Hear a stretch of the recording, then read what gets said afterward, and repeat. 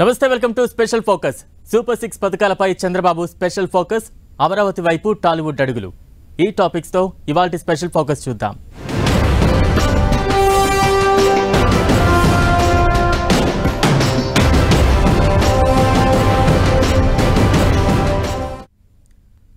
Yellow Singam దూకుడు పెంచింది. చెప్పిన మాటను నిలబెట్టుకుని మరోసారి నిఖార్సైన నాయకుడిగా పేరు తెచ్చుకునేందుకు రెడీ అయ్యారు ఏపీ సీఎం చంద్రబాబు.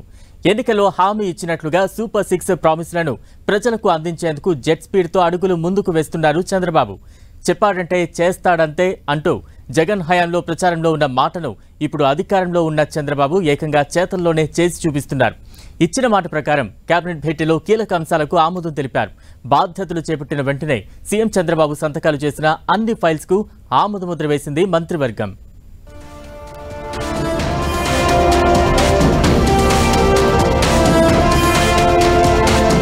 సూపర్ 6 హామీలపై చంద్రబాబు జెట్ స్పీడ్. ఇచ్చిన మాట నిలబెట్టుకుని తీరాలని పట్టుదల.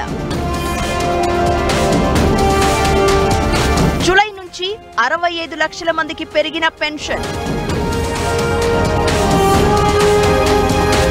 జనాలకు మాట ఇచ్చాం, ఆ మాట ప్రకారం కమిట్మెంట్ తో పని చేయాల్సిందే. హామీలను నమ్మి ప్రజలు పట్టం కట్టారు. అధికారాన్ని నిలబెట్టుకుంటూనే హామీలను అమలు చేయాలనే పట్టుదలతో ఉన్నారు ఏపీ సీఎం చంద్రబాబు. గతంలోనూ సీఎంగా బాధ్యతలు నిర్వహించిన చంద్రబాబు ఈసారి వచ్చిన అధికారాన్ని మాత్రం లైట్ తీసుకోవడం లేదు. ఎలాగోలా అధికారం వచ్చింది, గడిచిపోతుంది అన్నట్లుగా కాకుండా 7 పదుల వయసులోనూ ఓపికతో పట్టుదలతో పనిచేస్తున్నారు. ఈసారి ప్రజలిచ్చిన అధికారాన్ని పెద్ద బాధ్యతగా ఫీల్ అవుతున్నారు. అందుకే ఎన్నికల్లో ఇచ్చిన హామీలను చెప్పినట్లుగా అమలు చేసేందుకు జెట్ స్పీడ్తో నిర్ణయాలు తీసుకుంటున్నారు. కేబినెట్ భేటీలో కీలక నిర్ణయాలు తీసుకుని ప్రజలకు చేరువయ్యే ప్రయత్నం చేస్తున్నారు.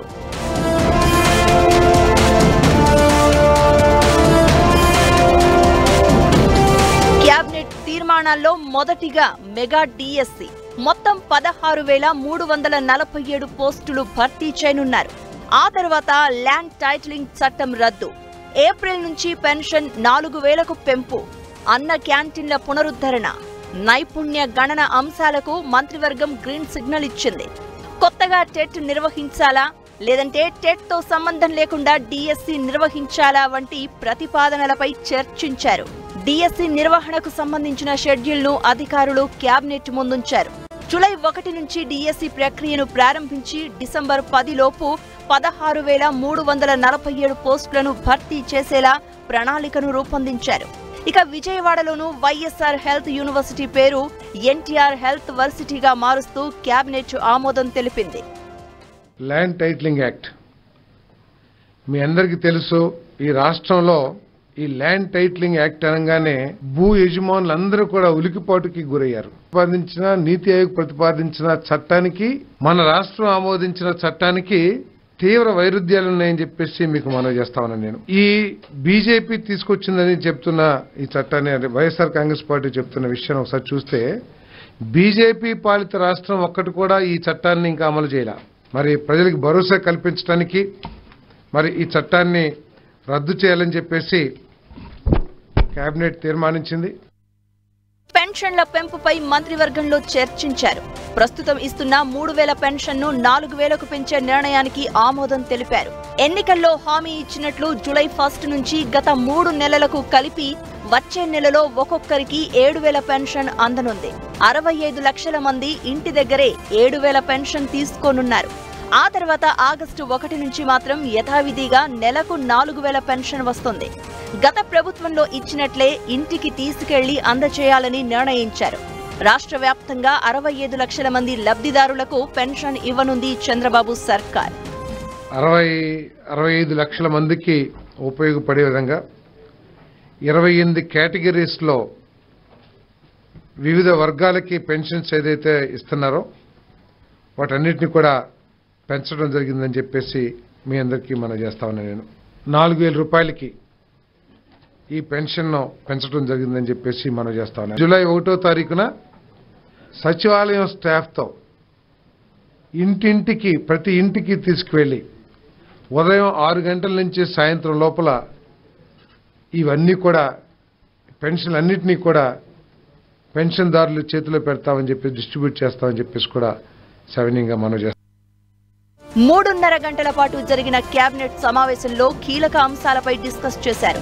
హామీల అమలుపై 3 పేజీల నోట్ను తయారు చేశారు చంద్రబాబు.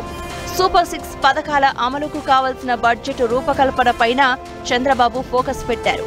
ఇప్పటికే పోలవరం ప్రాజెక్ట్, అమరావతి రాజధానిలో పర్యటించిన బాబు సంక్షేమ పథకాలతో పాటు అమరావతి, పోలవరంకు కావలసిన నిధులపై కూడా ఫోకస్ చేశారు.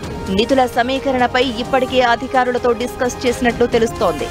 జూలై నెలాఖరులోగా పూర్తిస్థాయి బడ్జెట్ ప్రవేశపెట్టాల్సి ఉండడంతో కొత్త బడ్జెట్ తయారీలో ప్రాధాన్యత అంశాలపైన బాబు ఆలోచిస్తున్నారు. గత ప్రభుత్వ హయాంలో అసైన్డ్ భూముల రిజిస్ట్రేషన్లపైన వివరాలు తెప్పిస్తున్నారు. రాష్ట్రంలో గంజాయి నివారణకు తీసుకోవాల్సిన చర్యలపై సబ్ కమిటీ వేశారు సీఎం చంద్రబాబు. హోంమంత్రి అనిత ఆధ్వర్యంలో సబ్ కమిటీ పనిచేయనుంది. 5 మంత్రులతో మంత్రివర్గ ఉపసంఘం ఏర్పాటు చేశారు. త్వరలో 6 శ్వేతపత్రాలు విడుదల చేయాలని కేబినెట్లో నిర్ణయం తీసుకున్నారు. Polavaram, Amaravati, liquor, mining, finance, విద్యుత్ శాఖలపై శ్వేతపత్రాలు విడుదల చేయాలని డిసైడ్ చేశారు.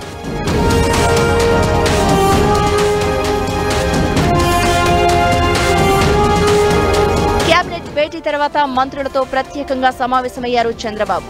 ఏ మంత్రి ఎలా ఉండాలి, ఎలా వ్యవహరించాలనే దానిపై సూచనలు చేశారు. రాత్రి 7 గంటల తర్వాత సమీక్షలు అవసరం లేదని అభిప్రాయం వ్యక్తం చేశారు. శాఖల వారీగా ఎలా ముందుకెళ్లాలనే దానిపై చర్చించారు. శ్వేతపత్రాల విడుదలపై మంత్రులకు సూచనలు చేశారు. శాఖలపై పట్టు సాధించాలని సూచించారు. అధికారులను సమన్వయం చేసుకుంటూ శాఖలకు మంచి పేరు తీసుకురావాలని కోరారు సీఎం. 14 ఏళ్లు ముఖ్యమంత్రి, 15 ఏళ్లు ప్రతిపక్ష నేత, 28 ఏళ్లకే ఎమ్మెల్యే, 30 ఏళ్ల వయసులోనే మంత్రి, 45 ఏళ్ల రాజకీయ ప్రస్థానం. కట్ చేస్తే ఇదంతా చంద్రబాబు పొలిటికల్ జర్నీ. ఇదే ఎక్స్పీరియన్స్తో నవ్యాంధ్రను పరుగులు పెట్టించేందుకు తన మార్క్ పాలన మొదలుపెట్టారు సీఎం చంద్రబాబు. అభివృద్ధితో పాటు సంక్షేమానికి ప్రాధాన్యత ఇవ్వాలనే ఆలోచనతో ముందుకు వెళ్తున్నారు. ఓన్లీ అభివృద్ధి జపం మాత్రమే చేస్తే సరిపోదని సంక్షేమ పథకాలకు కూడా పెద్దపీట వేయాల్సిందేనని ఫిక్స్ అయ్యారు. అందుకే ఫస్ట్ కేబినెట్ భేటీలోనే 65 లక్షల మందికి లబ్ధి చేకూర్చే పెన్షన్ల పెంపుపై డెసిషన్ తీసుకున్నారు. త్వరలో మరికొన్ని పథకాలకు శ్రీకారం చుట్టనున్నారు.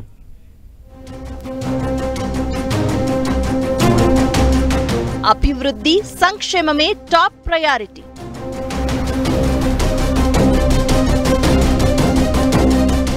ప్రజలకు చెప్పినట్లు పథకాలు ఇవ్వడమే లక్ష్యం. గత 5 ఏళ్ల వైసీపీ పాలనే కేస్ స్టడీ. ఏం చేయాలో, ఏం చేయొద్దో వైసీపీ పాలన చూస్తేనే అర్థమైపోతుంది. ఈ లైన్ ను బేస్ చేసుకునే నిర్ణయాలు తీసుకోవాలని ఎన్డీఏ మీట్లో సీఎం చంద్రబాబు వ్యాఖ్యానించారు. కార్యాచరణలోనూ అదే ఫాలో అవుతున్నారు సీఎం.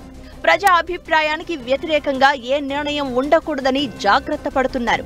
చెప్పింది చెప్పినట్లు అమలు చేయాలని, నవ్యాంధ్రలో నవశకం సృష్టించాలని భావిస్తున్నారు. అందుకే సూపర్ 6 హామీలకే టాప్ ప్రయారిటీ ఇస్తూ కేబినెట్ భేటీలో ఆ అంశాలపైనే మంత్రులతో చర్చించారు.